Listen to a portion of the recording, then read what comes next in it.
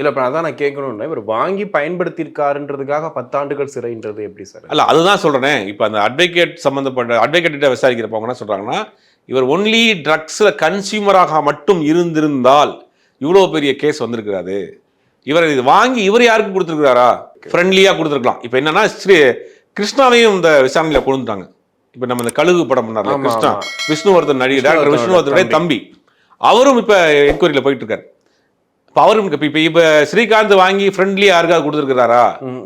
அப்படி வாங்கினா இவர் வந்து அது வந்து இதாயிருவார். இல்ல இப்ப 75,000க்கு வாங்கியிருக்காருன்னா அட்லீஸ்ட் ஒரு 5 பேராவது சேர்ந்து தானே நம்ம யாருக்காவது ஒரு ஃப்ரெண்ட் ஒரு பார்ட்டி நடந்திருக்கலாம், வாங்கி யாருக்காவது கொடுத்துருக்கலாம். அந்த மாதிரி அந்த அந்த கேட்டகரியில் வந்துட்டாரான்னு தெரியல. இப்போ கைது பண்ணப்பட்டு சிறைச்சாலையில் அடைக்கப்பட்டு ஒரு பெரிய கேஸில் போட்டிருக்கிறாங்க. ஒரு பெரிய பரபரப்பாக சினிமா இண்டஸ்ட்ரிக்குள்ள போது. ரெண்டாவது கிருஷ்ணாவையும் விசாரணை கொண்டு வந்திருக்காங்க. அவரையும் விசாரணை பண்ணிட்டு இருக்காங்க.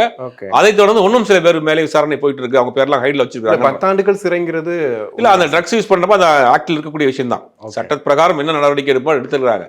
இப்போ என்னன்னா இவை தொடர்ந்து நிறைய பேர் மாட்ட போறாங்கன்றதான் செய்தி.